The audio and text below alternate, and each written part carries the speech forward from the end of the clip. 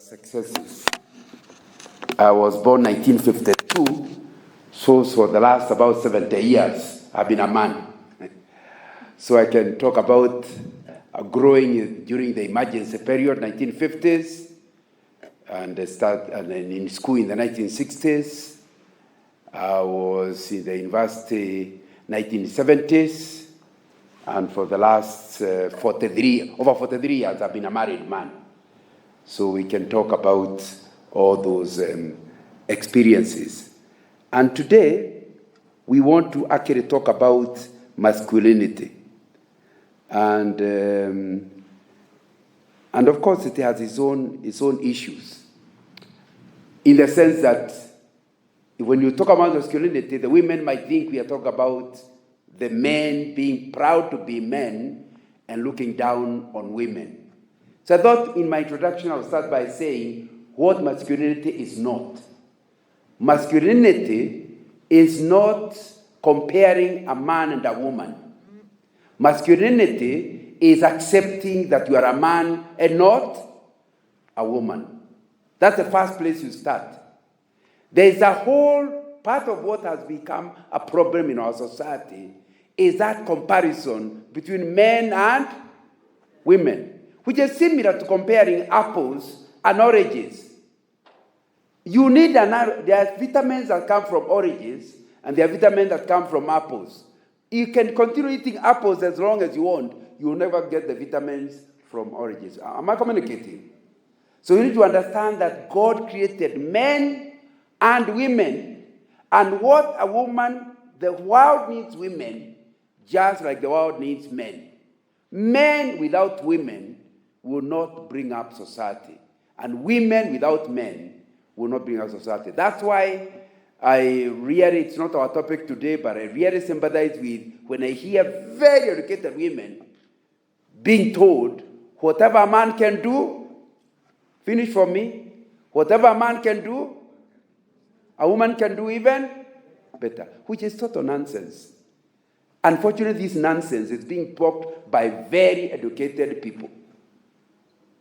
Now, let me ask, you here have been married for over 43 years, but I have never been to maternity. Not because I have refused or I'm afraid, but because I can't. There has never been a man who ever gave birth to a child. So when you say that whatever a man can do, a woman can do, surely something is wrong somewhere. Because God is the one who created us to be different. And we need each other. I repeat myself, men cannot do without women, women cannot do without men. Because God is the one who made us like that. And I believe, when you say whatever a man can do, a woman can do, just try to serve a child. Put a group of women there, and they can do whatever men can do. Will there be any child ever born? I mean, it's biologically not difficult, but impossible. So you need to understand that you as a man, if you are talking about positive masculinity, is to accept you are not a woman, but you are not better than a woman, you are not worse than a woman, you are simply different from a woman. That's the main message I have come with. And be proud that God created you a man, and you know that there is something expected of you that will only be done there. This confusion that we are talking about can be quite an issue. In Australia, today, I read, 80% of suicides are men, and suicide is the leading cause of death for men under the age of 44. Why are we getting those kind of confusions? Because the moment a man does not know who a man is, which is our subject, positive masculinity, you get confused about who you are, what you should be. Within no time, you suffer from frustrations, and you do not look forward to living. And that's where suicide finally comes in. I want to quote a number of statements by men who seem to know something. And just quoted. The first one I want to quote is by James Freeman Clark. He says, manliness means perfect manhood, as womanliness implies perfect womanhood. Manliness is the character of a man as he ought to be, as he was meant to be. In other words, if you really are going to have positive masculinity, Mr. Clark is saying, be what God created you. You did not create yourself, and you are not created by your wife. You are not created by society. You are created by God. Find out, why did God create you? That's what you ought to be. And then live that way, irrespective of whether society accepts you or not. What matters is, does God accept you? Because he's the one who created you and knows you well. I like also what John Ruskin says. A man is one whose body has been trained to be the ready servant of his mind. Ready servant of his mind. Whose passions are trained to be the servants of his will. Who enjoys the beautiful, loves truth, hates wrong, loves to do good, and respects others as himself. He is saying, if you really have what we are calling positive masculinity, you must train your body to be a ready servant of the mind. In other words, you do not do what your body wants. You do what is right. You don't say, if you are really having positive masculinity, it's known by the fact that your body does not lead your mind. Your mind leads your body. Give an example of masculinity gone wrong. Human beings are very different from animals. And because human beings are different from animals, we don't behave like that. I grew up in the village, and I can tell you, you do not have, as you are growing as a child, within no time you know what it means for a cow to be on heat. When a cow is on heat, those of you from town, forgive me, you will not understand these things. But when a cow is on heat, it will jump over the fence to go wherever to look for sexual favors. Now, and it can't help itself. Because it's an animal. It operates, the body is the one that's leading, not the mind. So when you find a man who rapes a woman, you are finding a man who has lost his masculinity. Why? His body, sexual attraction, is leading the way rather than his mind. With his mind, he has the ability of being attracted by a woman who has dressed in a certain way, maybe she's a prostitute, and wants to woo him in, but the mind says no. And he'll not do what the body says, he will do what the mind says. That's how you know that you are positive masculinity. The moment you start discovering yourself, doing things that your body tells you to do, and your mind cannot take it, in other words, the body overrides the mind, you are losing your masculinity. And that's very important. It's the same thing if you are walking in the streets of Nairobi, you are very hungry because last night you did not eat. And as you are watching, there is a place with some chips. And the smell makes you very hungry. Now, obviously, you have to make up your mind. Do you steal the street? Are you going to steal the chips or wait until you arrive home? The mind tells you it is wrong to steal. You might end up in committee. You tell yourself, I'll go hungry. After all, a man cannot die in one day and go home. When we therefore talk about positive masculinity, is the idea of the body being controlled by the mind. Don't say, Brother Ngang, what could I do? No, my friend, if you truly are a man, the way God created you, you will be the kind of a person who can give an answer for everything you do. You say, but my wife provoked me. That's why I hate her. I beat her up, but brother, I'm the one he's the one who provoked me. My friend, the mind is not controlled by the body. For the hand to hate your wife the mind had lost control of the hand. Am I communicating? A friend of mine the other day told me about a mutual friend who beat up his wife, and then it was so bad, he had to put the wife in the car and rush her to Nairobi hospital. And he paid very heavy bills. Do you think he intended to pay the bills? It is the mind that lost control, and the body did what the mind had not told it to do. And it's important to understand then, this morning, as we talk about masculinity, what John Ruskin is saying is very, very important. Your body has to be trained to be the servant of your mind. So you must be able to say, don't ever do something and say, I just did it. Now, you are not an animal. Animals are the ones who operate with reflex. You are a man. You know, a lion may be male, but it has no control. It acts on reflex. You are a man, a human being.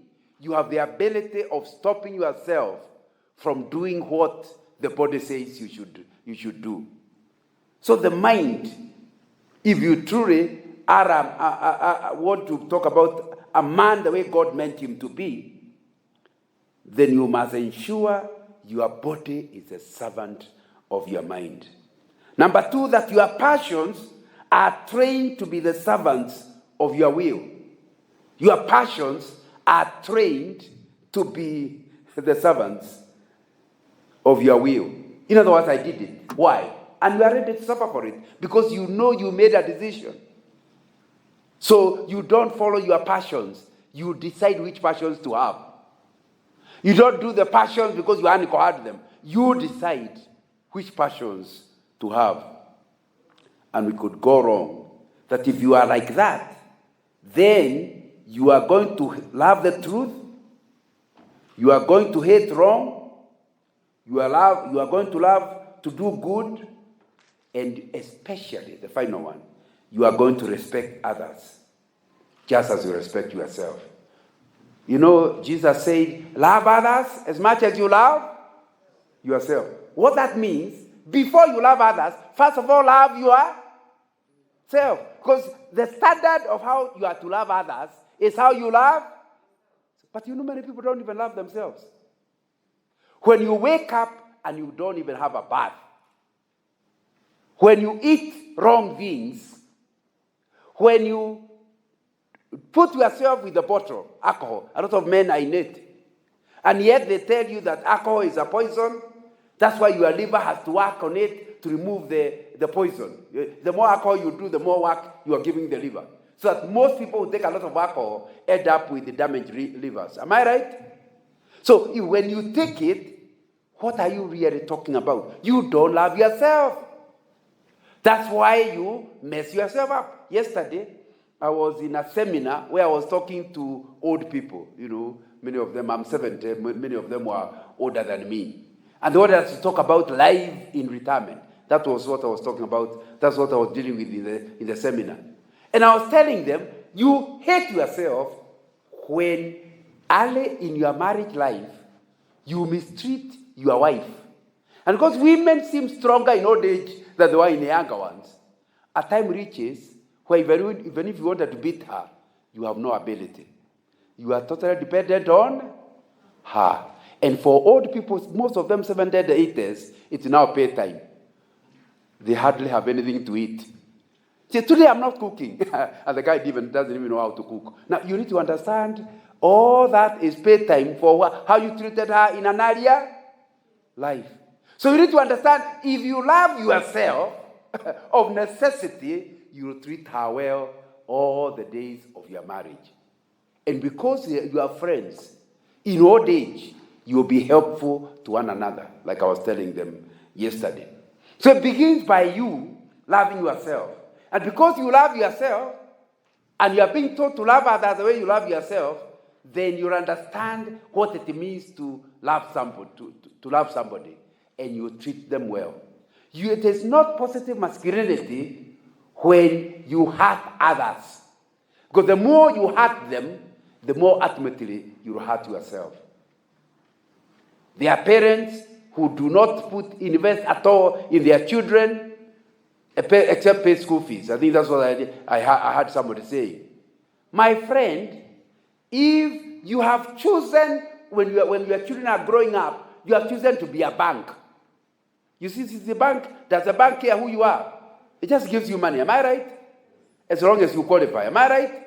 You don't have to have a friendship with a bank manager. And some fathers are exactly like that. They are not interested in their children because they are a bank. Now, if you are a bank, the moment your child no longer needs your money, is there any relationship remaining? No. So, you call your son.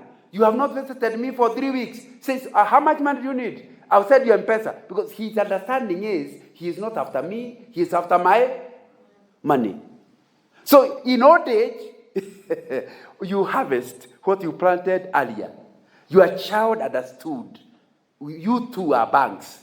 Originally, you are the bank. Now he has become the bank. And you send you money, but he has no interest in coming to see you. Why? Because you did not understand that loving yourself meant loving others, investing yourself in your children. And I think it will be important that we understand that. I also like what Benjamin Disraeli said. Man is never so manly as when he feels deeply, acts boldly, and expresses himself with frankness and with fervor. If you have positive masculinity, do not shut down your feelings. There's something that we were taught in Africa which needs to be corrected. Like a man cannot cry as if he is an animal. Even animals cry, isn't it? Now, so you need to understand you must be in touch with your feelings. Do not ignore your feelings. God gave feelings for a reason. And if you are really going to have positive masculinity, you must allow feelings. You still have to control them, that's what he said earlier, but you must know your feelings. So that when you feel like sleeping, go ahead and sleep. When you feel sick, do not push your body beyond its limit. You must openly accept your feelings and manage them. And on that basis then, you must act boldly. We do not regard you as having positive masculinity when you are not clear what you want to do. There are many men these days who actually remain jobless, not because there are no jobs, but because you give them a job and you have to treat them like wheelbarrows. You know, a wheelbarrow does a lot of good work, but you have to carry it. Am I right? You put a gunia there, then you push it. Now, where you leave it, tomorrow when you come, it will still be. Some men are like that. They do not act with boldness. They are not sure, therefore they never act. So nobody wants to retain you as an employee. And if, for example, you run a business, customers come expecting a certain thing. But because you are not sure what to do, your food is not, if you are running a restaurant, your food is not clear. You are not bold enough to know customers need this type of food, I'll produce it. And if it fails, then I'll go to another one. But I believe this is the right thing. Acting with boldness. You can't claim to be having positive masculinity when your mind is not engaged enough, you are not investigative enough to understand the right decision, and once you make a decision, be ready to pay the price for it.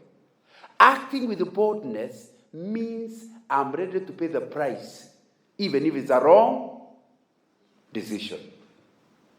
My friend, if you're a father and your family is not sure what direction you are moving, you become a burden to your family.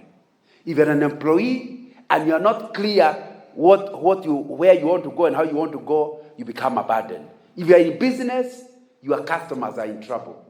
Positive masculinity means you not only feel deeply, you also act boldly.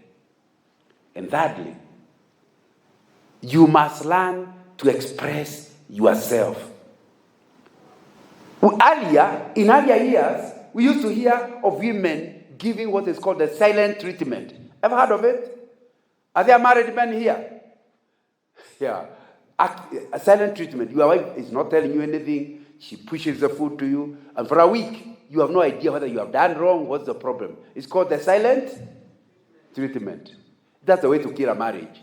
But we used to talk to women about it. Now it is men who are having the silent treatment, keeping quiet. That is opposite of positive masculinity. Men are not in that category. I don't know why we are becoming feminized.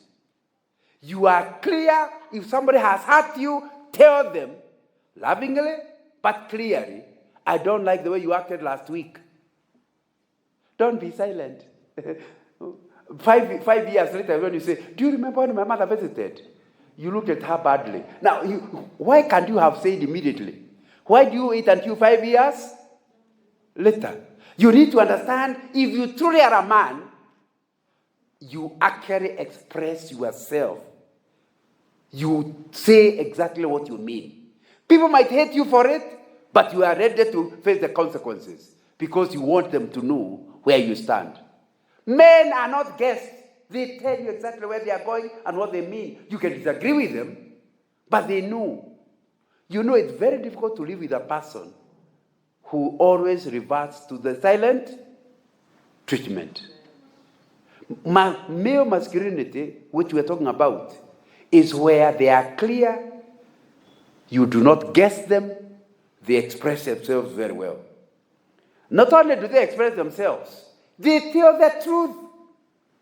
They have frankness with the fervor. In other words, a truly masculine man cannot mislead his wife or mislead the children. If he has no money, he tells them, I have no money. He doesn't pretend that he has money. It's only recently I was involved in an in-law, people that are going to get married in December. So we were several wazés trying to advise the young man. And one man explained that the thing, when he got married, the thing he never wanted the wife to ever know is his salary slip. It was guarded like gold.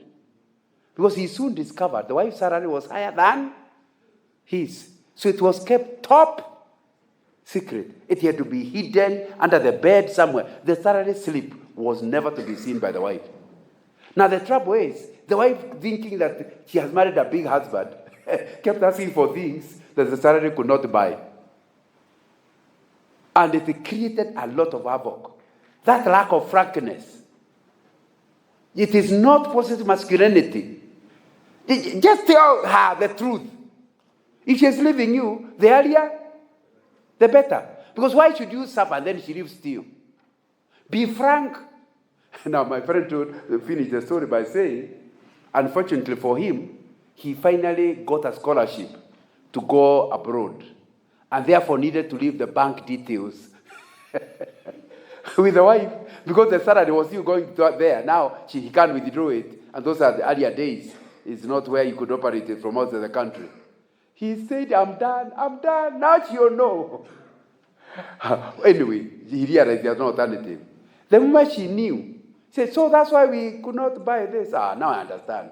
You are such a loving husband. You must have traveled. How? Now, he realized the thing that was making him fear was not there. And said from then onwards, he has never been untrue about money with his wife. And he has been married for, 25 years. Now, you need to understand that positive masculinity is that no child of yours can ever claim you cheated him, even one, including something we call white lies. There are no colors to lies. Lies are lies. You do not have positive masculinity when your son does not know whether to believe you or not. Or your wife had to do a PhD research on why you are coming late in the evening. Because one day you say, I was late at work. The next day you say, we were with the boys. Another day, she knows all those are stories. But what about if you were to be somebody who has this frankness? It makes your work very easy. I've written a book called Integrity, the Litmus of Good Leadership. And I argue that if you truly are a man of integrity, your life is very simple. If I meet you in Mombasa and ask you, where do you come from? And you want to impress me, so you say, I come from the city. Now, next time we meet in Kisumu, I ask you, I've forgotten, where did you say you come from? Of course, you can't remember. Now you are struggling. Where did I say? But if I had told you from the beginning, I come from a village called Jabine. Whether you wake me up from sleep, it will still be Jabine. Can you see how simple life is? Positive masculinity is not complicating your life by trying to pretend what is not true. You are frank. And I can tell you, this positive masculinity attracts friends, it attracts women, it attracts children, it attracts jobs, whether it's an employee or in business. You don't have it, you just complicate your life, and my friend, you end up with a lot of trouble for the rest of your life. John Eldredge says, it was men who stopped slavery. You remember the guy who led the fight against slavery? What was he called? William Wilberforce. Oh, you didn't do history. It is men who stopped slavery. It was men who ran up the stairs in the Twin Towers to rescue people. You remember the Twin Towers in America? The people who, after the collapse, were running to rescue the dying. They were men. It was men who gave up their seats on the lifeboats on the Titanic. In other words, you see the boats were too few. So it would be a man who would allow the woman to jump onto the lifeboat. He ended up in the water and they died. Men are made to take risks and live passionately on behalf of others. Positive masculinity is that, and that's what attracts women to men. The idea that he is willing to die. He cannot allow the woman to die, and he survives. He wants to live his life. What excites a man is to live his life for his family. If you are the other way around, and now we are having so many men who are being fed by their wives. Have you heard of them? Yeah. The boss annoys him. He says, you can't annoy me. He comes home and says, I resigned. To eat what? Says, but you have a salary. Now, for a man who wants to be fed by the wife, it's a contradiction of positive masculinity. Because the way God created us, he created us with a desire to help others at our own cost. I have to be quick on this one. I am not suggesting that a man cannot lose a job genuinely. It's possible. The only difference is when a man loses a job, he will be fighting to look for another one. Am I communicating? He will be doing everything. And if he has a reasonable wife, even the wife will be helping him to look for a job. Am I right? Because he hates to eat what he has not worked for. It is not in a man to depend on women. But because society has changed, we no longer say that you cannot eat what a woman produces. It's only that you will also be trying to produce your own. There is absolutely nothing wrong with a woman earning a higher salary than a husband. There is something wrong with a husband earning nothing. Did you hear what I said? Positive masculinity includes a hatred for dependency. It is not like a man to become a dependent. That does not mean, I repeat myself, that does not mean you cannot lack a job. It means if you're lacking a job, you will be doing something in the house that contributes to lowering costs and that contributes so that in the evening as you eat, you are also eating your own sweat. It's not contributing much, but it's contributing something. You lose a job, and there is somebody who has been coming to clean the car. You tell your wife, from now onwards, the 300 we have been using, it will be my ugali. I'm the one going to wash the car. Oh, but I've been a CEO. That's irrelevant. I do not want to eat without working. Am I communicating? Yeah. As I look for the CEO job, I'll be washing the family car. Now, when your wife sees you go to that level, guess what it will do? It will make her admire you. It will save the marriage, and you'll even be more committed in your relationship. Would you agree with me? But now, something is wrong. We have not developed our boys to understand about this idea that a man, by nature, seeks to be the one to help others, not the one to be helped. And of course, and because I've ended here and I'm finishing, I was given 30 minutes, and I have a timer so I can see my 30 minutes are finished. Let me be quick because I can see some ladies here. Part of the problem is not with the men. Part is the women. It's not my subject, but I'm digressing. A lot of women were taught wrongly. They were taught that to be a man means to earn more. So the moment her salary increases beyond yours, she thinks you're a woman. Now, surely, you did not marry him because of his salary. You married him because you love him, isn't it? And there are certain things a man, a woman cannot do. Only a man can do, isn't it? The fact that he has lost the job, is he unable to do them? So how can you tell a man he's not a man just because you're earning more than him? And many women, we have to remove that. At mwanaume ni pesa. Mwanaume si pesa. Even a woman can get the money. Am I right? So money is not the one that determines masculinity. It is hard work. Can you see the difference? You know, with these days of affirmative action, if you are employed on the same day with your wife, in the same organization, there are greater possibilities you earn a promotion before you. Am I right? When she earns more promotion, is it because she works harder than you? No. It is what we are calling affirmative action. How can you allow that affirmative action to start destroying your own marriage? We must talk to women to understand what we need from men is not the amount of money. It is the fact they are working hard and they are not dependent. So even if a woman earns more, that's irrelevant. I don't have the time to deal with it. But the problem is we have marriages where money never gets married. Only the bed is married.